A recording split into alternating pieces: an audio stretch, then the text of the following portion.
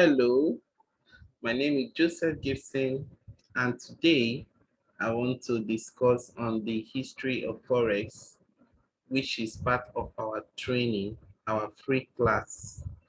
And we have so many more classes coming up.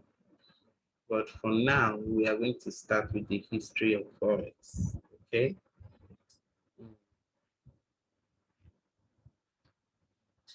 On the history of Forex, every career have their own history.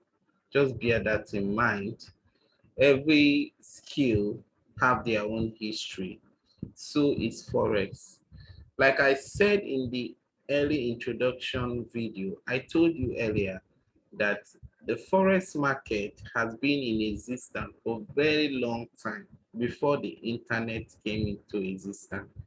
But the reason why people see Forex as a business that is only made online is because Forex came into online to make the work very faster for the traders globally. It's not that Forex have not been in existence, because if you study the trade by barter, buying from one community to another, you bring your yam, your cocoyam, I sell you my goods, you bring your cowrie, whatever thing your country or your kingdom produce. That is what we call exchange. Exchange between one community or between one country that have different payment platform or the other. That's what we call Forex. But this thing has been in existence for a very long time, okay? So, but it came into, it became official after the Second World War. If you go through the write-up on this slide, you see that after the Second World War, Forex was officially recognized globally, because Forex original main purpose was to boost the economy of the world, Western world countries, because after the Second World War, there was so many chaos in the economy, and that chaos led to serious economic meltdown. So because of that, there was a coming together of European countries and American countries together to form agreement, which is called the Bretton Woods Agreement. Or this agreement, before then, let me pause and then go back. As time, when God created man, as he created man, man was eager to reason. He told man, go into the world, make the world a better place, dominate and replenish the earth. So as man began to improve, man started asking questions. One of what is this, what is that? From there, they started building skills and so many crafts to make the world a better place. From there, people started communicating. From there, people started farming. From there, people want to sell their product. They started with trade by barter. You are using trade by barter as a means of exchange. Then from there, they discover different precious stones. Some people were using cowrie as a means of payment, while some people were using salt in Asia. Some people were using, as time goes on, they discover precious stone like gold. As man discover precious stone like gold, what happens? Like silver, like other precious metal, they use it as a means of payment from one kingdom to another. As of then, there was nothing like country. There is only a kingdom. Okay, as of then, there is something like there is only a kingdom. So there's what we call merchandise. People that used to buy from one kingdom to another, they travel far to buy goods so that they can come and sell in their own kingdom. They go to another kingdom, maybe far distant kingdom, to buy goods and services to come and sell in their own kingdom. Now, what happened is that as time begins to go on, there was all these roadside criminals people used to rob this merchandise, and the thing became a consign to the merchandise. They all agreed, because this union you used to see, union of this thing, union of this, that it has been long they have been practicing it. They came together and said, we are being robbed always. We are always being robbed by so many hoodlums. So how do we save? Because anytime they are on their way, they will rob them and take their gold, they will take their silver and rob them. So this thing is getting out of hand. So they have to hold a meeting, which have to force other kingdom kings and the prime ministers to agree that, okay, we will create what we call merchandise house. That merchandise house is where every kingdom have their own merchandise that approved by the king, secured by the royal army, where they, it's like where they store their gold, and whatever value of gold you have, you go and store it there, they will give you receipt. Then you will not take the receipt, go to any kingdom. Once you present your receipt from the approved royal house stamp, then you can then buy. Maybe you have 10 ounces of gold and you want to buy something worth 2 ounces of gold, they will collect the receipt. They will not, if you have 10 ounces of gold, they will not give you another receipt, deducting the other two. They will not give you receipt of 2 ounces of gold. So that's how the thing keep going. And since we are going well, because each receipt is backed with gold, okay? Then as time keep going, as man was improving, man keep improving, and they decided to convert that receipt into money. And remember, every money as of the time was backed with gold. Every money as of that time was backed with gold. Remember, sorry, I am placing trade while I am taking class with you. Don't mind me. Okay, I'm in profit. I just want to be making money while I'm doing that, but it's not, it's distraction anyway. Um, as people economy begin to improve, then this merchandise as you used to hear became bank. That is how this bank you are hearing about, bank came into existence. They controlled, they determined how the economy of their kingdom was. Then it was called merchandise house. From there, they changed that receipt. They said, okay, instead of gold, some people hardly see their gold again. That receipt is now their money. So they converted it to money. From money, as the thing begin to improve, what happened again? They decided to convert the receipt to money. From there, but something happened. As man want to dominate man, there was war between kingdom and kingdom. So some country, some kingdom have like maybe total value of 500,000 ounces of gold, and they are using from that thousand to pay their staff, their workers, and everything, which is the royal house. As time begin to go, they started overprinting money, which is they overprint money too much because they need to pay their workers and also buy more weapons. Okay, out of that there was inflation. This is, I'm just giving a scenario.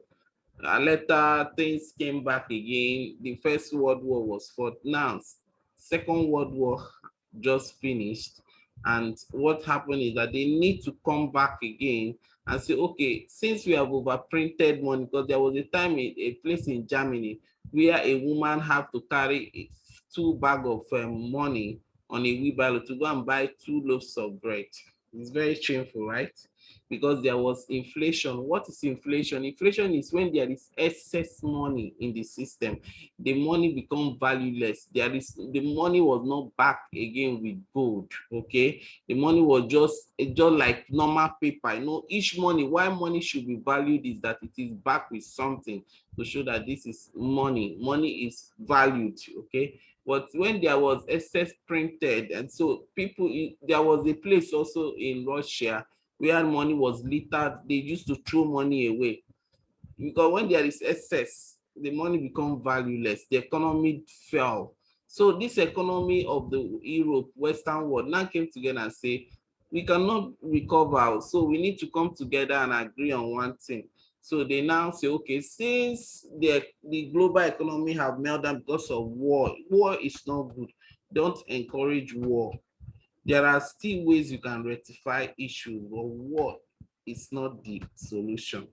So as the issue came in, they have to come together and say, okay, let's go back to the original reason why we created this currency, which is the gold standard. That means we will burn all the monies and print money based on backing of the gold. If we have 20 gold, we should back it with money. We back money on each, not instead of printing over excess money that is not backed with gold. So they agreed on that, but they now say that US dollar is going to be the mother pilot. That's mean every money all over the world was backed with gold.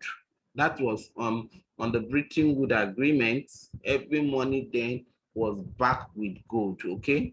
Then from there, what actually happened is that many nations that we are not doing well and many nations that we are doing well, you cannot differentiate, because if you bring US dollar and you bring Ghanaian cedis, they are the same.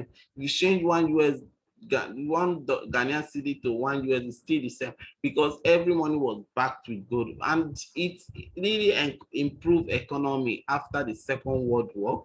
Things were going well. Now, when they say US dollar became the mother pilot, means that you can use US dollar to do transaction anywhere.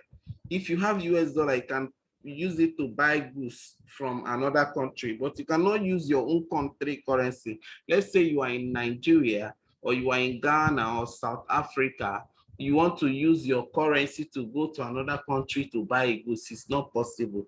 US dollar is a intercountry currency, while your own currency is a local currency within that your country. You cannot use it. So you need to convert your naira to dollar before you be able to go and buy something in Ghana, in Russia, in Zimbabwe. US dollar became a global currency.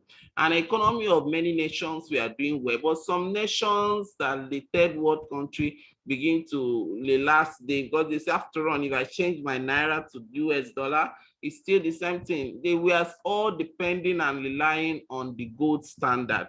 But there comes a time when the world economy have stabilized. Most countries refuse to work hard because they were all relying on the gold standard until 1971, when the then president abolished the president of United States and say, okay, no, I cannot take it anymore. How can we, United States, we are working hard, our economy is doing well, but when you bring our economy with Zimbabwe currency, they are the same. No, we should abolish this gold standard so that everybody economy will be reflecting on their currency.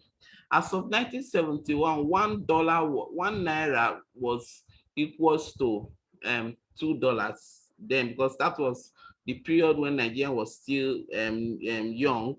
Now one naira was almost to $2. So you can see, but right now $1 is equals to 500. You see how Nigerian economy is dropping. So as time begins to go, the many nations in Western world, we are not happy with that abolishment. But what it actually gave President Nison, the name of the president that abolished the agreement was President Nison in 1971, abolished that agreement because they discovered gold. Sorry, they discovered crude oil then, and crude oil they discovered in Saudi Arabia was like the future, just like Bitcoin now. That is the future of the world. People are putting their future on blockchain technology. The same thing crude oil was then. So you now say, okay, instead of that, after all, the crude oil will be pegged with gold. We will be pegged with US dollar. So they now detach gold from US dollar and all the currency. So every economy begin to float. That is, they were for your currency to work, for your currency to be valued, it means that your economy is doing well. If your economy is doing well, it will reflect on your currency. So that was how The Bretton Woods Agreement was abolished in 1971. Okay, since 1971 till date, you can see clearly that the economy of Nigeria has dropped, because as of 1971, $1, 1 naira was equals to $2. But between 1971 till date, you can see what is happening. $1 is equals to 500 naira, which means Nigerian economy is going backward. That means dropping. That means the life in 1971 was better than the life in 2021. The economy then was better because of the value of our economy. What actually led to our economy dropping down? Because we experienced almost to 40 something years military government, and this military government, they don't have experience in leadership. Some of them looted money, some of them mess, and we now came again, we experienced corrupt politicians, and many of those countries, many of these leaders borrowed a lot of money from different international financial institutions, which made us valueless. You know, when you are collecting loan from other people and you are not paying, the people will not value you. They will never value you. That's one thing about it. You will never be valued for any reason. So that was how the history of Forex started. Then the next one, we'll be talking on who trade Forex. Sorry, let me push the video out so that I can see clearly. Okay, what is Forex market? Like I said, Forex market definition is a transaction that you are doing between one country to another, as far as there is an exchange of one currency to another. So it's a forex market. So let's go to definition. Lesson one: the foreign exchange market, which is usually known as forex or FX, is the largest market in the world. I have explained that in my introduction video. The forex market is a global decentralized market where the world currency, okay, change hands. Like I have said now, exchange rates change by the second, okay, okay, change by the second, so that market is constantly in the flux. Instead, most of the currency transactions that occur in the global foreign exchange market are bought and sold for speculative reasons. Now, compared to massively 22.2 billion per day volume of the New York, like I said earlier, that if you compare all the stock exchange, all the big stock exchange in the world, join all the money together, it's not up to what Forex make in a day. Join all the money they make in a month together, it's not up to what the volume of money that come in and out of Forex in a day. It shows that Forex is the biggest in the world. And for you to master this business, you need to learn it. If you don't learn it, you cannot become successful in this business. That is the truth. There is no shortcut about it. The total money made in the forex market is between $6 to $7 trillion in a day. And if you have learned how to imagine, there are people that know this business, they are willing to take money from you in this business because you refuse to learn. And so then they have learned, they have skill, they have way to take the money from you. Do you see the difference here?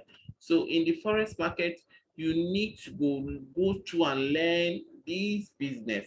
So let's take a moment to put this into perspective using monsters. The largest stock market in the world, the New York Stock Exchange, trade a volume of 22.4 billion each day. If we use a monster to represent the New York Stock Exchange, it would look like this. So I didn't put the picture, but I'm just trying to say now 22 point something billion compared to $6 to $7 trillion. That 22 point something billion is just a tiny money. It's just a tiny money, just a drop of water in an ocean. That's to tell you that despite all the billions that New York Stock Exchange make in a day, is not up to what Forex make in a day. Okay, so now the new question is, who are the people that trade Forex? These are questions that most people want to know. Central bank. Remember, the reason why the forex market was initiated was to boost economy of a nation. You can actually also boost the economy of bank, corporation, and we, the small business owners. Okay. Now let's start. The central bank. The central bank are usually meant to intervene in the FX market. In 2012, you have the Swiss franc peg against the euro because the Swiss franc was appreciating too much against the euro. Okay, the central bank intervened. Now remember, central bank control how money should flow in economy. Once there is an inflation, they will stop printing to control, because if that's why the government who are in charge of the central bank make sure that they don't have business whereby there is something like what we call Ponzi scheme, where almost everybody is trade is everything is Ponzi. You know, if everybody is rich, there will be excess inflation in the market. Okay, but once there is no, the thing is balanced. So the government always intercede to control the inflow of money in the global market. It's very, very necessary for you to know that. So the next one is the bank. The banks are the commercial bank, like the New York, Sky Bank, like in Nigeria, in Ghana, First Bank, other small banks. That is people that they trade forex also. Banks like Dutch banks also, Gold banks, Sac Bank, HSB, where they trade forex. They also trade for, but as a form of market making to provide liquidity to corporation as well as hedge their book indicate. So this bank now, they collect money from the central bank. The central bank gives them money, and then they are the one that gives small company, all these companies money to be able to trade forex. When you say they trade forex, some of them, when you say some companies, they are into production, so they need to buy goods. Okay, as they need to buy, they will not use the naira to buy goods. They will collect loan from the bank and go and exchange it and go and buy goods in US or Canada or anywhere that the goods they're supposed to buy is. You see, so this is what we call the um, um, the transaction. And also they give loan. The small bank give loan to corporate institutions. So another one is corporation. Bank and corporation have a close working relationship. Let's say in I am a Toyota manufacturing cars. Okay, so without Toyota manufacturing car or any other industry can collect loan from the bank just to buy parts from India or China. And the process, remember I said US dollar is a mother pilot. US dollar is used to make payments in foreign company between countries. So once they collect loan from that commercial bank, which is the corporate organization, they need to make profit. So they go and convert it and buy goods from other country and come back and build it and sell it out and make profit and also pay back. That is the process. So it's not that they must trade in the process. So now in 1999, this set of people, the corporate bank, the big boys, the commercial, the industries, we are the one that we are actually trading this forex.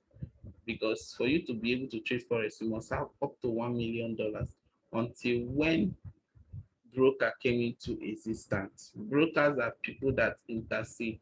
Then that's okay. Since this forest is meant for only what we can come in to make it easier for small business traders, small traders like me and you to come in. Now it can then give us opportunity to use $100 to access the forest market, $10. Because what this broker does is that they register as an organization, they go and collect loans from commercial bank, then they use that money to hedge for us, to give us leverage to be able to access the forex market. They now create a platform where we can be able to access the forex market. In that process, whatever trade we place based on the loss side, they will just charge us our spread. The place they make money is spread. Okay, they make money through spread. As I believe you get it. So the forex market itself has a hierarchy of traders that you need to get in. So now, like I said earlier, if you look at this place now, there are hierarchy of people who are involved in the forex market. We have the CBN, which is the central bank. We have the commercial bank. We have the corporate organization. We have the big boys. The big boys are the people that owns the corporate organization. Then we have the small, which is the broker. The broker come in because without this broker here, there will be no retailer like me and you. So the broker intercede on our behalf. So the broker collects loan from bank to, so that they will give us access, which is ECN, to access the major forex. Okay, so remember the forex itself was designed to boost economy of a nation. So many people also use it to boost the economy of their company and others without buying and selling from one country to another. I think economy of Nigeria or any country will not be able to get to where they are today. So we sell what we have and make profits and have money to pay workers. Then from there, our workers will buy from those people, and those people will make profit. And this is it, trading. The transaction is going on. So when somebody tells you that, oh, forex is it going to crash? As far as you are buying clothes, as far as you are wearing or you are importing goods and services, forex cannot crash. So that is one aspect of it. On this topic, we are through with this. So the next class we'll be discussing on is market players. Okay, okay, let me just explain this one. I've told you that the super bank are the people that play the market. I explain it on that side. The large commercial companies are involved. Without this commercial company that collect loan from that money from the central bank, they wouldn't have be able to give me the corporate organization loan to be able to trade forex. When you hear people like Dangote collecting loan from the bank, he's forex. And because the goods he's buying, he needs to convert it to dollar to be able to buy the raw products from other countries. So when you say, hey, it's Dangote trade, everybody is trading forex, whether direct or indirect, without knowing. There is nobody that, because the clothes, the phone you are using was brought into this country through forex exchange. Without money changing hands, you will not have access. Everything you see around you in your house, from the ceiling to this, was gotten through the process of forex exchange. So forex, when you say forex is not an online platform. It just was invited online to make work easier for me and you. Then we have the government, which is the central bank, which is the central bank who control how the economy and intervene when there is inflation or deflation in the economy. Another one is speculators. Who are the speculators? The speculators are me and you. Without me and you, without the broker was the one that intercedes, because the broker have to use his leverage. That's why when you are registering, they will ask you 1:1, 1:2, 1:3 leverage. It means that in every $1 you bring, your broker will back it with any amount you choose. If you choose 1:200, that means every $1 you bring, your broker will back it with $200. With that, it will make the money look big and you access the market. That doesn't mean that when you are losing, it will enter the broker. No, it is based on your capital. When, as time continue going on, you will get to understand what I'm trying to say. But don't forget to enroll into our academy. This is a free class that will help you become a successful trader. At least you know the basic knowledge and the history of Forex. But if you really want to take this business to the next level, enroll into CJ Forex Online Academy. where you will learn and be trained and mentored. We also have services like we sell robots, we sell indicator, we sell we do investment package, we sell cash flow strategy. These services can earn for you while you are learning. You don't need to trade like the robot. The robot does everything for you and make profit daily for you. Your own is just to learn and also be monitoring how much the robot is making. If you are a losing trader, you need the indicator also, you need the robot, you need the cash flow strategy, anyone that you really need to keep you moving. Thank you once again. My name still remains Ujosi, the admin of CJ Forex. Have a nice day and remain blessed.